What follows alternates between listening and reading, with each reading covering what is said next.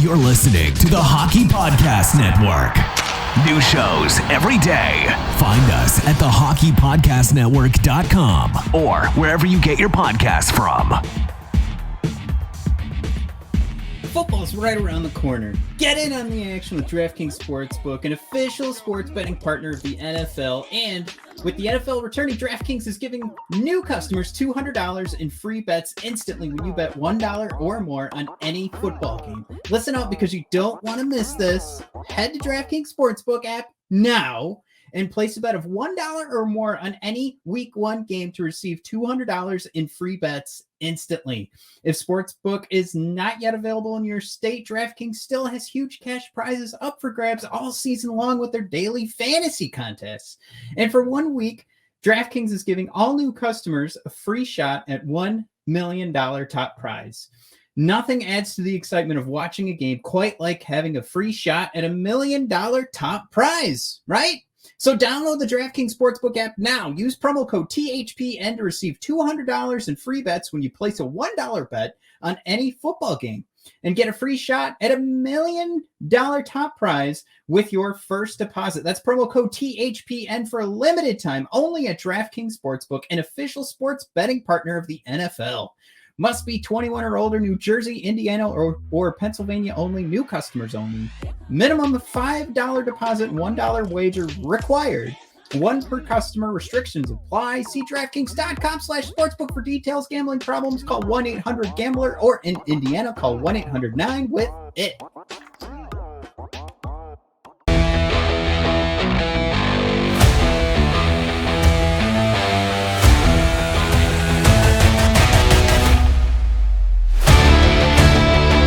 Hi, everybody, and welcome to episode 76, season 2 of Red Wings Rant, where tirades and impassioned pleas for your Detroit Red Wings finally have a home.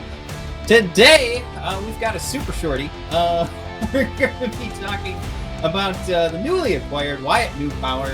If you are not familiar yet, he keeps popping up in our group discussions. When we go live, everybody loves talking about him.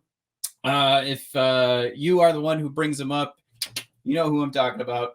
We're going to go a little in depth into what you can expect from Newpower this year and why this at least keeps coming up in our conversations and why he's someone that we just can't stop talking about. We also have an update in the Elias Pettersson, situation. What's going to happen with Pettersson? We have a quick update on that, and not so much an update, but more or less just a reminder of how things can go poorly. Looking at you, Montreal Canadiens and Carolina Hurricanes. All right, so everybody, strap in. Let's have some fun. All right, everybody. Before we get into the topic of the show, which of course I want you to stay tuned. It'll be Wyatt Newpower, and who is Wyatt Newpower? Let's do a quick update with the Elias Pettersson watch. Of course, I got that wrong myself. The Elias Pettersson offer sheet watch is the title of this segment. Carolina Hurricanes put an offer sheet on Montreal Canadiens 2018 draft pick Jesperi Kotkaniemi, highlighting one of the big risks surrounding an offer sheet. That risk being the rest of the league does not approve. A big fuck you to the Montreal Canadiens this week from the Carolina Hurricanes. Also, everyone, quick reminder, don't fall in love with the Hurricanes because of this move. They are the team that signed Tony DeAngelo. But anyways, what we wanted to do was relate this back to all of the, maybe the major concern. If Steve Yzerman and the Yzer plan were to pull off the Elias Pettersson offer sheet, get the acceptance, and have to send over some draft picks. But if that were not to happen and Vancouver took this as a slight, and they had to overpay maybe Mr. Pettersson for a year or two. As just a reminder, it was the Montreal Canadiens who offer sheeted Sebastian Aho.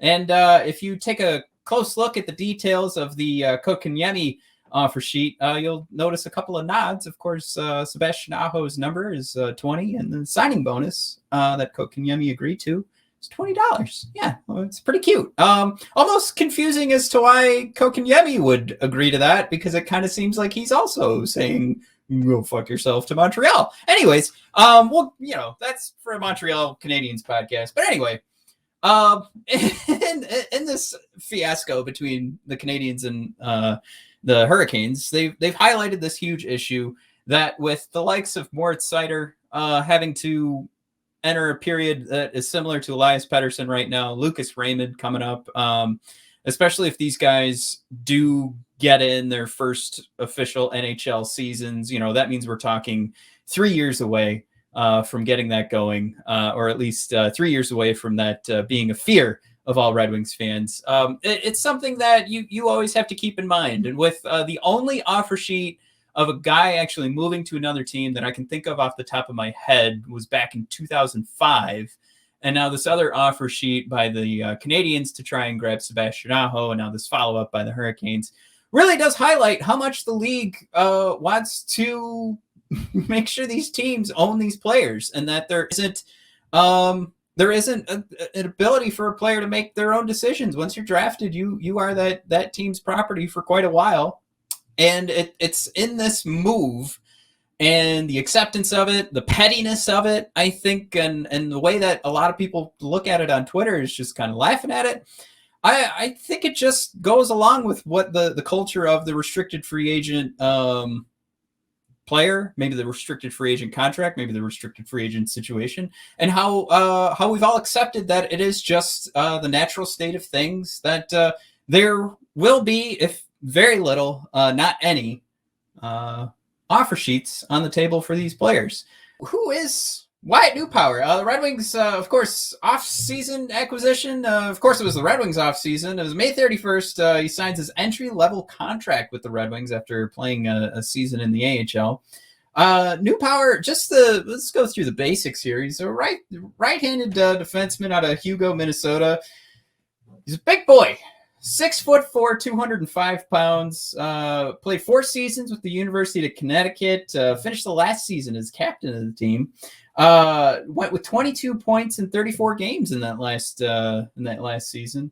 His next challenge, as I mentioned, in the AHL with the Cleveland Monsters, Newpower had a fairly good showing, racking up 3 goals and 10 points and a +10 rating in 24 games.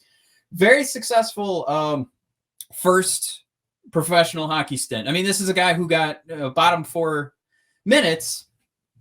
And when you're a defenseman, you're not looking for a guy to rack up, a point per game. So you're looking at this 10 points, the guy's first pro experience, 10 points in 24 games. He also walks away with a +10 rating. So if anything, you hate plus minus. This is the AHL.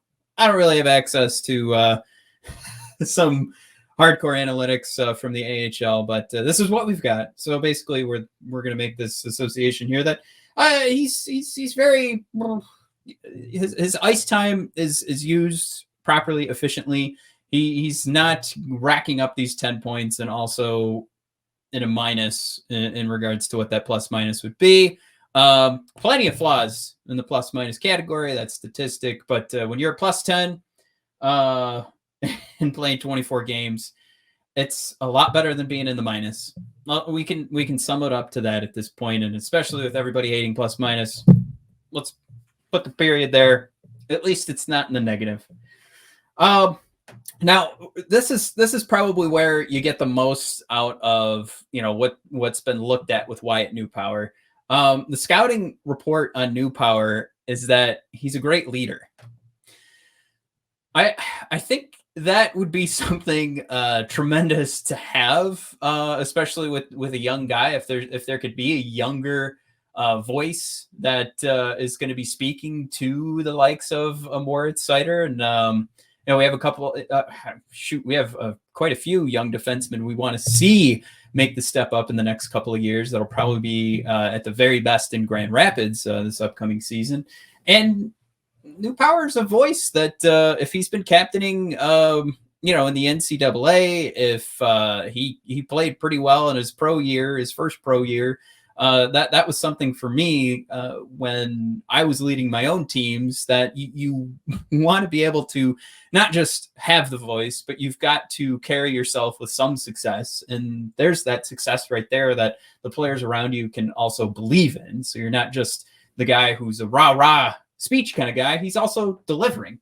But to continue the scouting report, he's viewed as very coachable, a steady defender. I might add, he was ninth in the in his senior year, ninth in the NCAA in block shots. So when you talk about a leader, guy who's coachable, this is a guy who's laying his body on the line too. So if you're talking about a rah-rah type of leadership, again, is that my favorite thing in the world? No. Is it terrible? No, it's not terrible. You could definitely have a terrible attitude, and that could ruin the team. But having a guy that's coachable and having a guy that's a leader and is putting points on the board, but also putting his teeth on the ice, that's the kind of leadership I like. So I just like the idea of what this cat's going to be able to bring. And to continue the report here, capable of chipping in on the offensive side. I throw in there, let's not forget, one power play goal in the AHL. That doesn't hurt. And especially with the Red Wings, who have been hurting, and they're trying to find some way to build out this defensive core.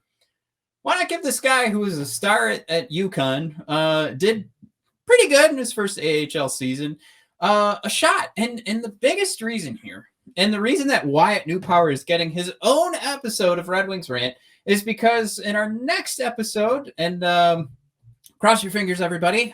Today, this episode's happening because of some technical difficulties. We were supposed to go live. We were supposed to have this episode that I'm about to describe, which would be top 10 Red Wings prospects that we'd like to see in Detroit next season. So, of course, there's a lot of luck that would be involved. There's a lot of growth, both physically and mentally, that would be involved for these 10 guys to make it. We want to take a look at that list. But I just don't want to throw in Wyatt Newpower as one of our prospects. So, God damn it all to hell, he's probably got a pretty good shot of at least seeing some ice time in Detroit. But, I just don't want to throw him in that pool. So, because he's not allowed in that pool, just for Red Wings prospects, he's got his own goddamn episode, and goddamn it, rattling it off right now. But here's why.